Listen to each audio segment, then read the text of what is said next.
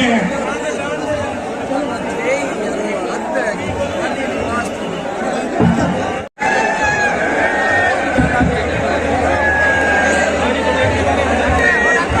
Sangria विधानसभा क्षेत्र से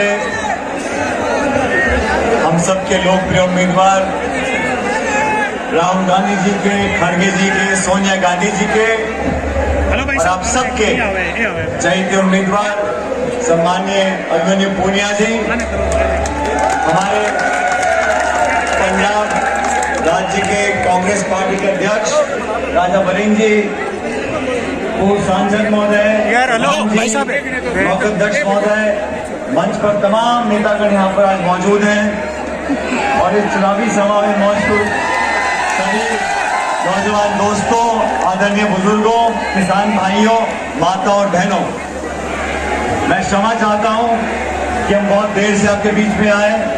आज सुबह आने का कार्यक्रम था जयपुर से, लेकिन यहाँ हवाई जहाज को उतरने की परमिशन नहीं दी और हम 4 घंटे देरी से पहुंचे। लेकिन मैंने भी ठान लिया था कि पार्टी ने अभिमन्यु जी को यहाँ से उम्मीदवार बनाया है, उनके पक्ष में, उनके लिए वोट मांगने में हर हालत में आऊंगा और मैं और राजा भाई इसीलिए आपके बीच में आए हैं। और मैंने सारी औपचारिकताएं बंद कर सीधा माइक को पकड़ लिया, क्योंकि आप लोगों से निवेदन करने के लिए, इस नौजवान मेरे छोटे भाई के लिए, आपका आशीर्वाद मांगने के लिए, आपका वोट मांगने के लिए आज यहाँ पर आया हूँ। साथियों, कांग्रेस पार्टी ने बहुत सोच समझकर, सबसे सलाह कर नेताओं कार्यकर्ताओं से चर्चा करने के बाद एक ऐसे संघर्षशील नौजवान को आपका उम्मीदवार बनाया है, आपके भरोसे में बनाया है। आज चुनाव में सिर्फ 2 दिन बचे हैं प्रचार में, और हम सब ने अभिमन्यु जी को कई सालों से देखा है, हर मुद्दे पर, नौजवानों के मुद्दों पर, गंगानगर हनुमानगढ़ से लेके बाड़मेर, जैसलमेर, धौलपुर, भरतपुर और अलवर, जयपुर तक हर जगह सड़कों पर संघर्ष कर नौजवानों की, छात्रों की, किसानों की बातों को लेकर खून पसीना बहाकर इस प्रदेश में आपके बेटे भतीजे ने एक नाम बनाया है। हम सबको फक्र होना चाहिए, ऐसा नौजवान हमारे बीच चुनाव लड़ रहा है। पार्टी ने, बहुत सारे लोग टिकट मांगते हैं और टिकट मांगना कोई बुरी बात नहीं है, लेकिन सारी बातें सोचकर, देखकर कांग्रेस पार्टी ने मन बनाया कि इस बार उस नौजवान को मौका दो जिसने अपना घर बार छोड़कर एक गरीब परिवार में जन्म लेकर छात्र राजनीति कर युवक कांग्रेस NSUI में अपना नाम कमाया, और आज पूरी विधानसभा क्षेत्र में जो पैदल चलकर यात्रा निकाली थी, उस मेहनत को देखकर आज अभिमन्यु जी को पार्टी ने टिकट दिया है। अभी राजा वरिंग जी और मैं बात कर रहे थे, राजा वरिंग जी आज पूरे सूबे के अध्यक्ष हैं, बहुत बड़ा हमारा महत्वपूर्ण राज्य पंजाब है, वहां के अध्यक्ष हैं। इनकी शुरुआत भी यूथ कांग्रेस से हुई थी, चुनाव लड़कर मेहनत कर एक अपना नाम कमाया था। आज जो चुनाव हम लोग लड़ रहे हैं वो भारतीय जनता पार्टी के साथ चुनाव है। और एक बात आप लोग ध्यान से सुन लो, इस प्रदेश में सरकार 2 ही पार्टियों की बनती है, या तो बीजेपी की या कांग्रेस की, या तो हाथ की या फूल की। बाल्टी की सरकार कहीं बनी नहीं आज तक। सरकार तो 2 ही पार्टियों की बनती है।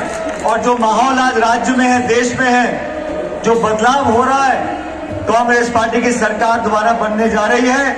जैसे हम लोगों ने सरकार कर्नाटक में बनाई है, हिमाचल प्रदेश में बनाई है, 2 सूबों में चुनाव हो गया।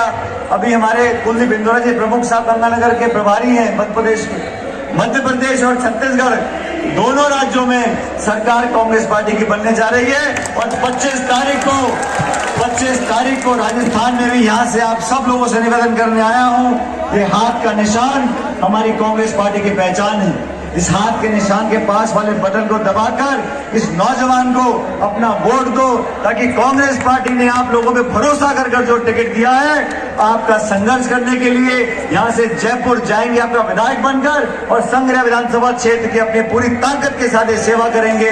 ये बात करने के लिए आपके बीच में आए थे। दोस्तों, बीजेपी और कांग्रेस का फर्क आप समझो। सत्ता में 10 साल से भाजपा की सरकार दिल्ली में है, नीति, नियत और नेता आप भाजपा के देख लो और कांग्रेस के देख लो। भाजपा ने कानून बनाए किसानों के खिलाफ, 3 काले कानून।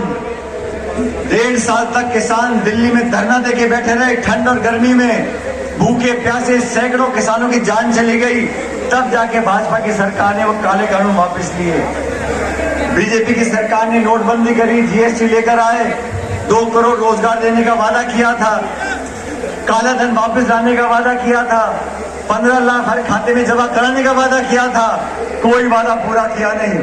हम लोगों ने कहा था रोजगार का अधिकार देंगे, हम नरेगा लेकर आए।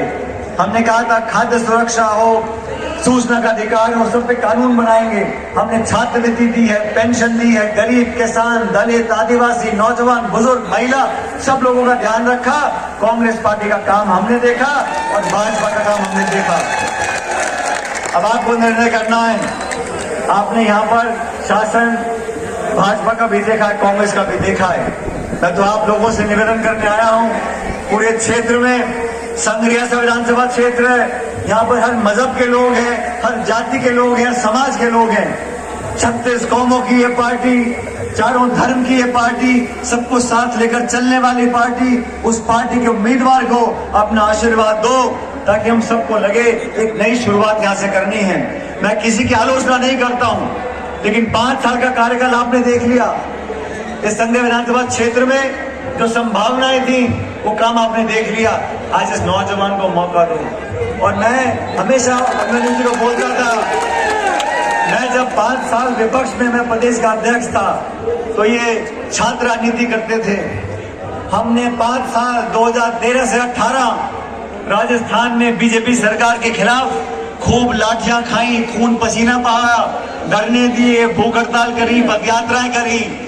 उस संघर्ष में मैं जिस जिले में जाता था पार्टी की बात रखने के लिए, जिस जिले में जाके कार्यक्रम करता था, सबसे पहले वहां पर अभिमन्यु पूंजा खड़ा मिलता था लोगों को। मैंने कहा मन्यु, मैं तो जयपुर से बाड़मेर आया हूँ, बाड़मेर से जालौर जाऊंगा, जालौर से कोटा जाऊंगा, लेकिन मैं जब गाड़ी से उतरता था तो सबसे पहले कांग्रेस कार्यकर्ताओं को टीम लेकर संघर्ष करने के लिए सबसे पहले अभिमन्यु वहां मुझे दिखते थे। और इसीलिए मैंने पार्टी को कहा, जो आपकी पार्टी के लिए दिन रात 24 घंटे निस्वार्थ भावना से काम करता है, वो जनसेवक बनना चाहता है, आपका विधायक बनना चाहता है।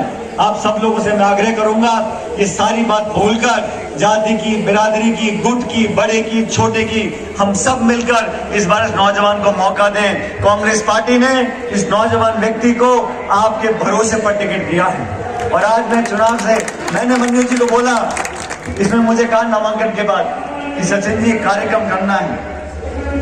मैंने कहा अभी तो चुनाव को गर्म होने दे, बहुत जल्दबाजी हो जाएगी।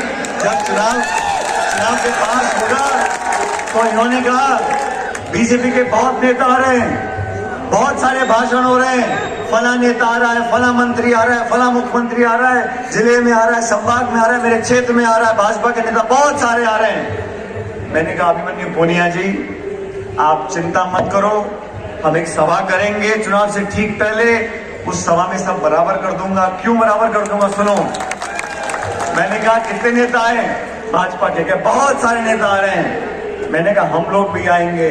और सुनो, मैंने कहा मन्यु को 100 सुनार की और 1 लोहार की। आज हम सब लोग आ गए हैं। मैं राजा बरिंग जी का धन्यवाद करता हूं, ये पंजाब से चलकर विशेष रूप से नौजवान के लिए वोट मांगने आए हैं। हम लोग देरी से आए, मुझे आगे 4 सभाओं में जाना है, मैं आपसे विदा लूंगा। लेकिन अभी राजा जी की आपको पूरी बात सुननी है, लेकिन मैं जाऊं इससे पहले, मैं भी बहुत जिद्दी आदमी हूं, मैं ऐसे जाने वाला नहीं हूं। जब तक आप मुझे विश्वास नहीं दिलाओगे कि इस नौजवान को विधायक बनाओगे, तब तक मैं जाऊंगा। मुझे लोगों ने कहा संग्रिया का चुनाव फंसा हुआ है। संग्रिया का समीकरण ये है, जहाँ इतने समाज के वोट हैं, यहाँ ब्राह्मण, राजपूत, जाट, बिश्नोई, जट, सिख, दलित, मुझे सबका ने समझाया।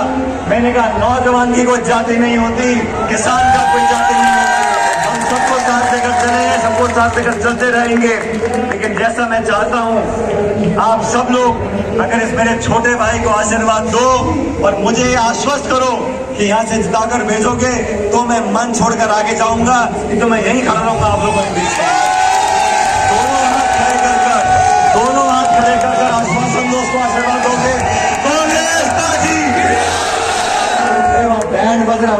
जोर से बोलो, कांग्रेस पार्टी। ये आवाज जीत का जयकारा है। इस आवाज से जीत 100% सच करनी पड़ेगी। आखिरी नारा दे रहा हूं, जोर से बोलना, कांग्रेस पार्टी।